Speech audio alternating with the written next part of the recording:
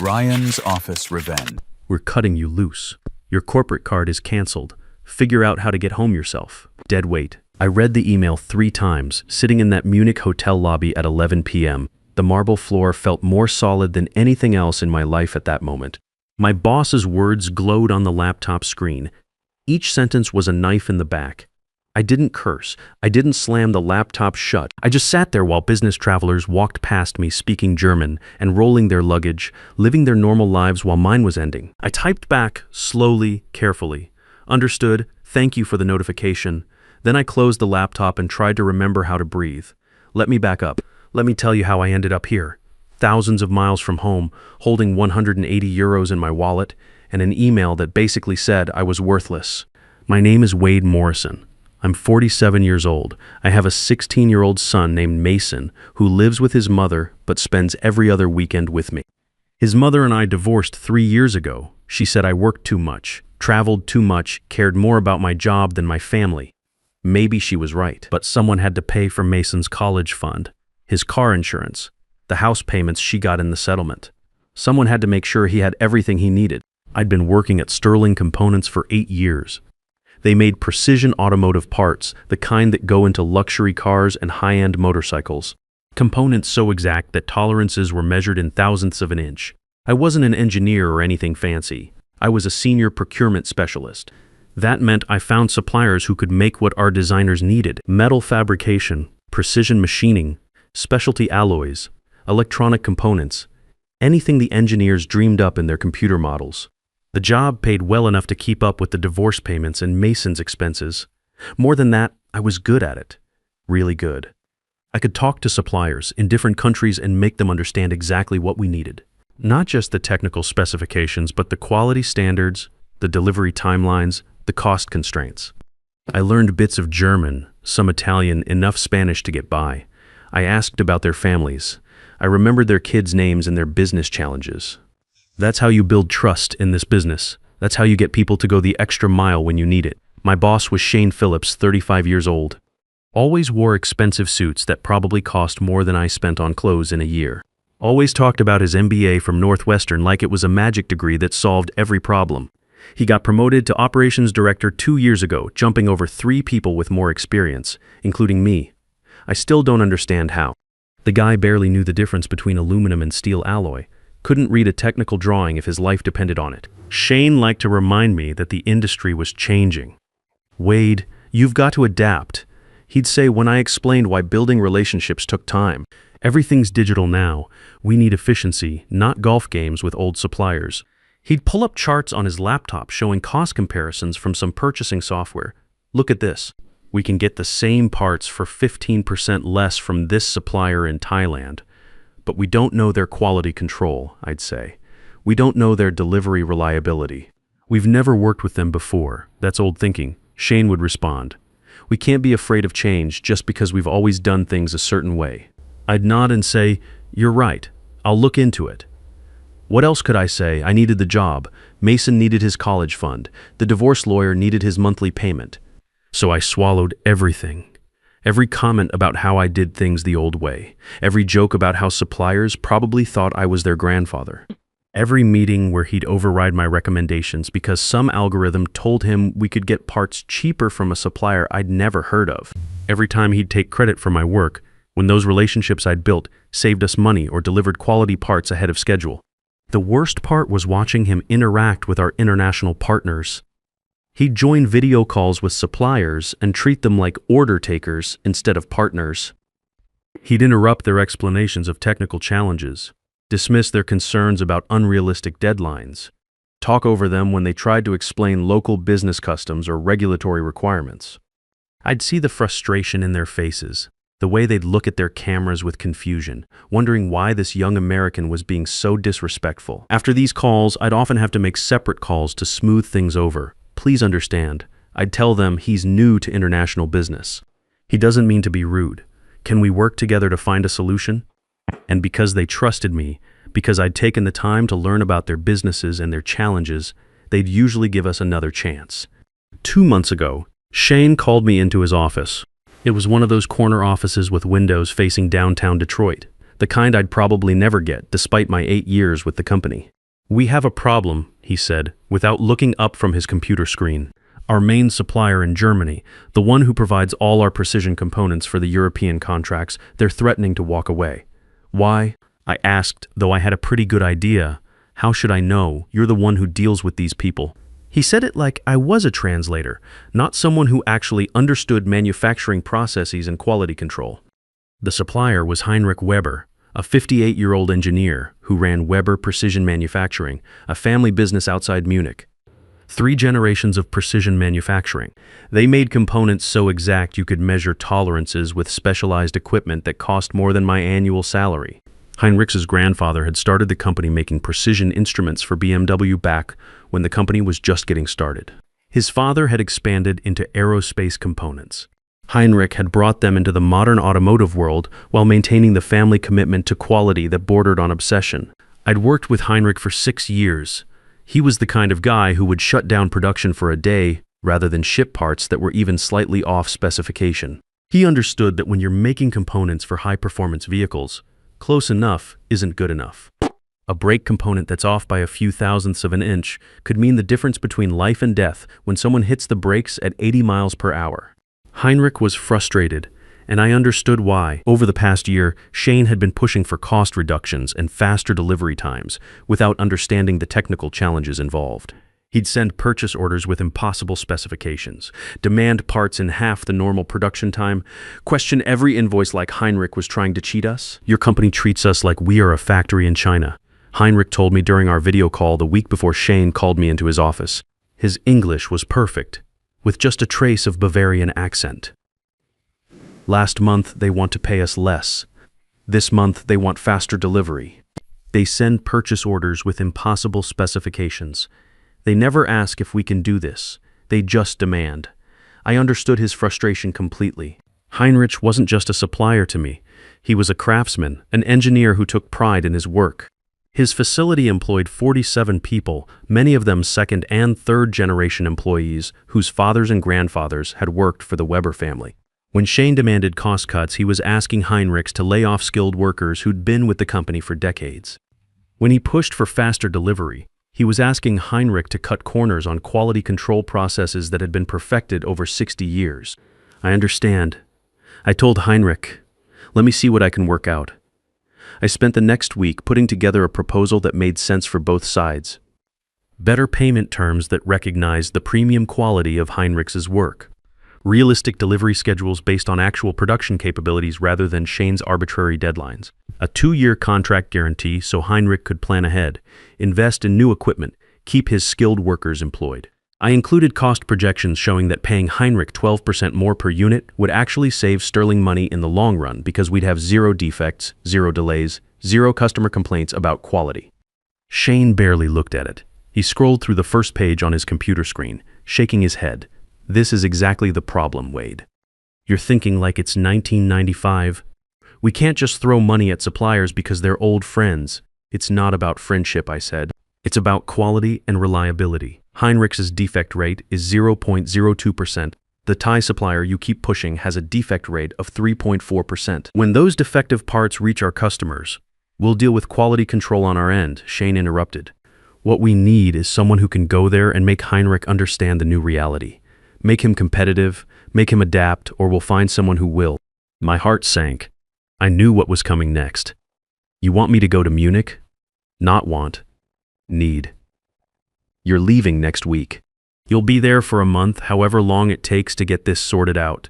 A month. Mason had a basketball tournament coming up. 3 games, including the regional championship. I'd already promised to be there. I'd missed too many games during the divorce proceedings, too many school events because of work travel. I'd sworn to myself I wouldn't miss any more of his important moments. "That's a long time," I said carefully. "My son has some important games coming up." "Could we maybe your son will survive a month without you," Shane said, not looking up from his computer. "This is business, Wade. Big boy business. Figure it out." The dismissal in his voice hit me like a slap. 16 years of marriage, 8 years at this company. And I was still having to choose between my job and my family. Still having to disappoint the people who mattered most to prove my value to people who saw me as expendable. That night, I sat Mason down to explain. We were in my apartment, the smaller place I'd moved to after the divorce. He was doing homework at my kitchen table, the same table we'd eaten dinner at, just the two of us for the past 3 years. I have to go to Germany for work, I said, for about a month. He looked up from his math homework. When? Next week. But the tournament is next week. You said you'd be there.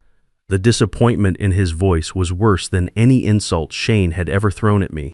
Mason was 16, old enough to understand that work sometimes interfered with life, but young enough to still need his father there for the important moments. I know, buddy, I'm sorry. I tried to work around it, but work is more important.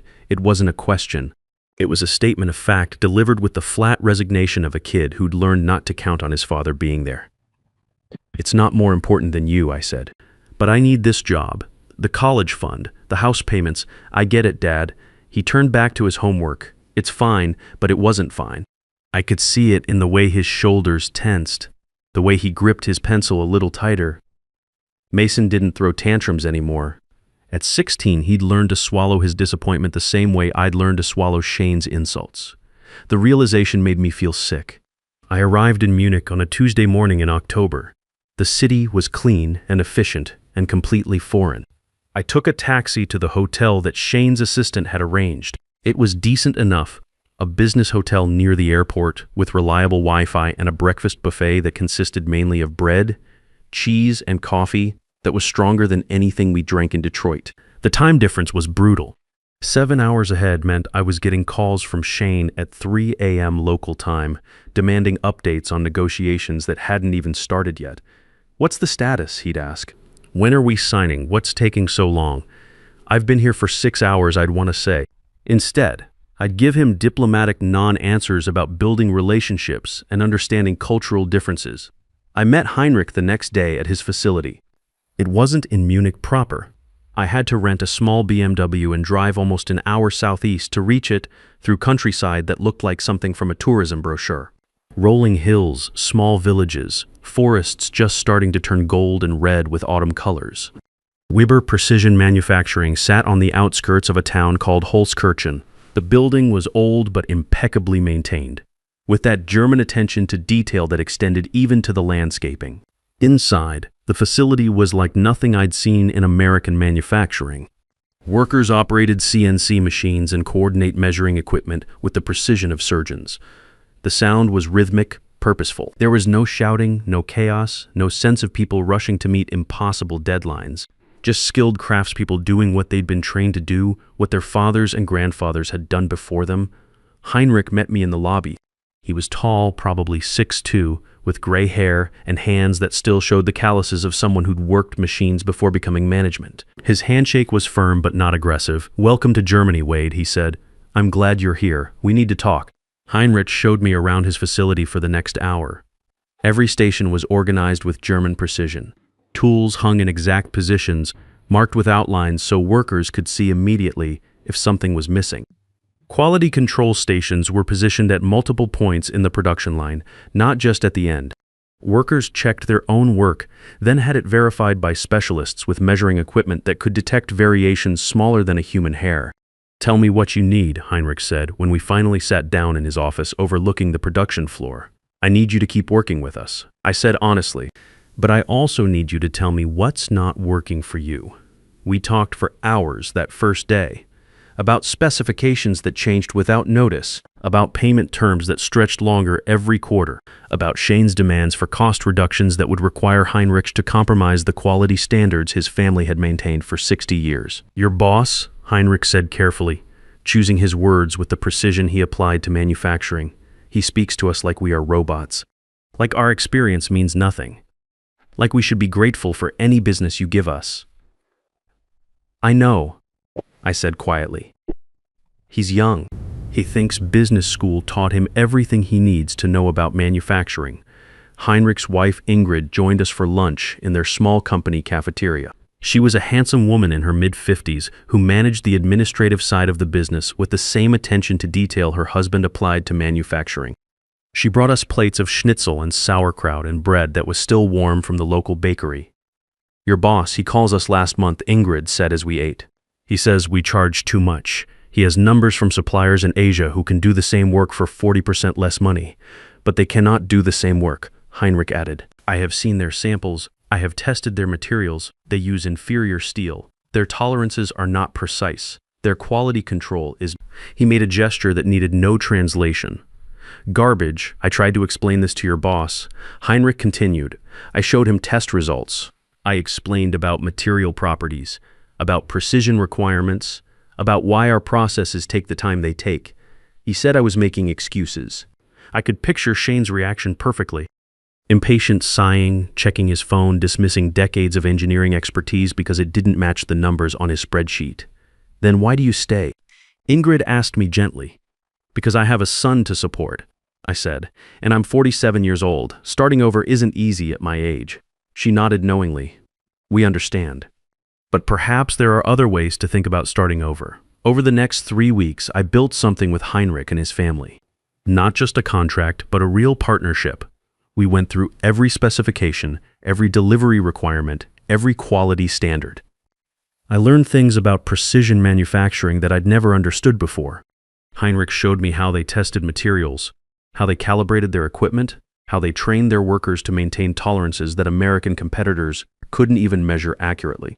Most importantly, Heinrich started insisting on something unusual for our contract negotiations.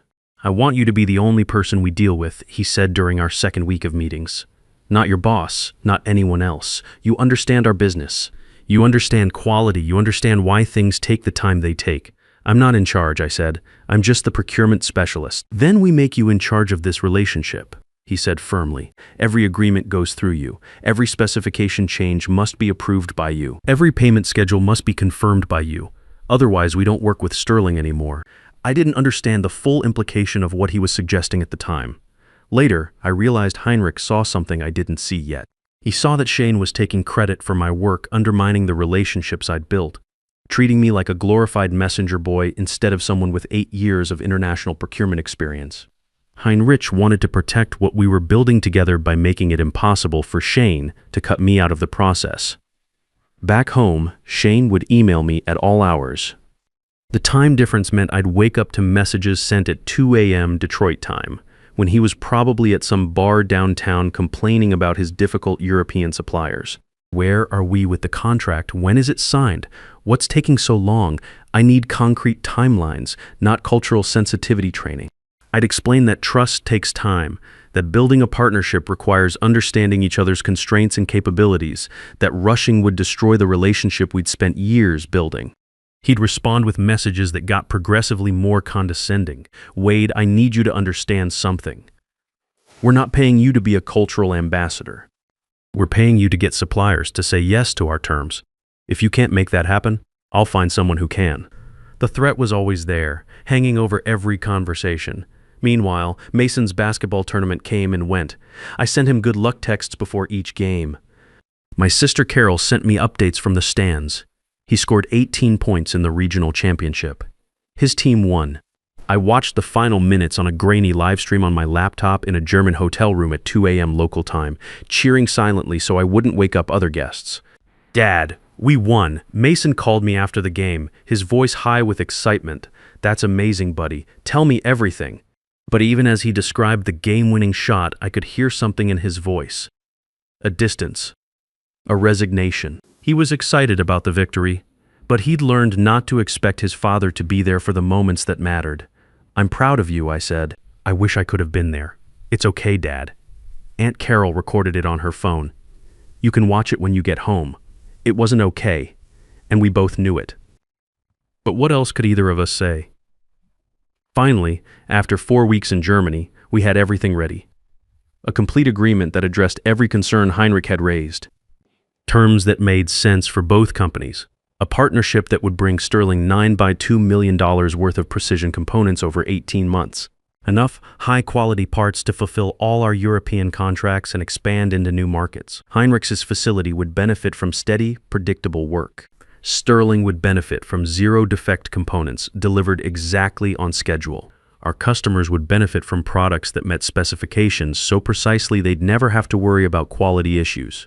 Everyone would win. It was the kind of deal that justified my 8 years at Sterling, my 4 weeks away from Mason, all the cultural bridge building and relationship management that Shane dismissed as soft skills. The signing was scheduled for a Thursday morning. Heinrich wanted to do it properly, with his whole family and key employees present. He treated it like what it was, a milestone that would determine the future of his family business and the 47 people who depended on it for their livelihoods.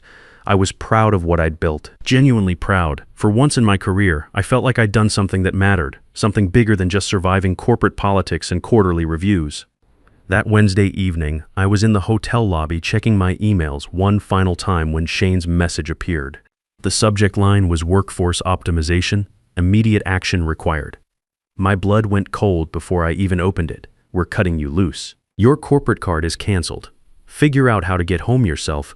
Dead weight. The industry is moving toward automated procurement systems. Your position has been eliminated effective immediately. Do not contact clients or suppliers. All company property must be returned upon your return to Detroit. I stopped breathing. I read it again, then again. No explanation beyond corporate buzzwords. No acknowledgement of the 4 weeks I'd spent building something valuable. Just those words sent at 11 p.m. local time while I was preparing for the most important meeting of my career. I checked my corporate credit card through the banking app. He wasn't lying, it had been canceled. I had 180 euros in my wallet and some loose change. My return flight was booked using the company travel account. I had no idea if that was still valid. I was stranded in a foreign country. After 4 weeks of work, after missing Mason's championship game, after eating cheap meals to save the company money, after building a partnership that would bring sterling millions in revenue, Shane called me dead weight. My fingers moved almost automatically. I typed back, understood, thank you for the notification. What else could I say? What words existed for this level of betrayal? I sat on a bench in that hotel lobby for maybe an hour. Business travelers walked past speaking German, Italian, English. Normal people living normal lives while mine collapsed in real time. I kept thinking about Mason, about how I'd explain this to him, about how his father, who'd missed his tournament for work, had been fired while on that same business trip. Then something shifted inside me, not anger exactly. Something colder, clearer. Something that had been building for 8 years of swallowed insults and stolen credit, and being treated like a disposable commodity. I looked at my laptop bag. Inside was a folder with the unsigned agreement, the one worth $9.2 million. The one that would save Sterling's European operations and fund their expansion plans. The one Heinrich would only sign with me as the designated contact person. I closed my laptop. I walked out of that hotel. I drove through the German countryside one last time to Heinrich's facility. It was dark by the time I reached Weber Precision Manufacturing. The lights were still on in the administrative building. Heinrich and Ingrid were finishing paperwork for the next day's signing ceremony. They looked surprised when I walked through the door. "Wade," Heinrich said, standing up from his desk. "Is everything all right? You look." "They fired me," I said. The words came out flat. Matter of fact. "My boss sent an email this evening. Said they're eliminating my position. Called me dead weight. He canceled my corporate card and told me to find my own way home." Ingrid's hand went to her mouth. Heinrich's face went hard, the expression of a man who dealt with enough American corporate arrogance to last several lifetimes. "After everything," he said quietly. "After 4 weeks, after you worked so hard, after you built something good for both companies. Yeah, where will you stay tonight?" "The hotel if my card still works. I have about 180 euros cash. Enough for maybe 2 more nights if I'm careful." Heinrich exchanged one of those wordless conversations with his wife that married couples master over decades. I could see them making a decision. "The signing tomorrow," Heinrich said. "Finally, what do you want to do?" That's when I realized something important. Heinrich wasn't asking if the signing would happen. He was asking what I wanted to happen. For the first time in 8 years, someone was treating my opinion as if it mattered. "What do you mean?" I asked. "This agreement," he said, gesturing to the papers on his desk. "It's written with your name as the primary contact. You are the relationship manager. You approve all specifications, all delivery schedules, all quality standards. Sterling must deal with you to get our components. That's what we negotiated." "That's what the contract says, but I don't work there anymore." "Exactly," Heinrich said. "So why would I sign an agreement with a company that just fired the only person I trust to manage it?" The weight of what he was saying hit me slowly.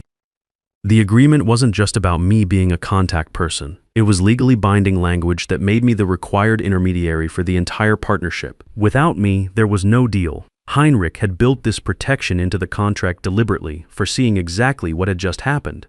They'll send someone else. I said, they'll try to renegotiate. Let them try, Heinrich said. I won't speak to them. My family won't speak to them.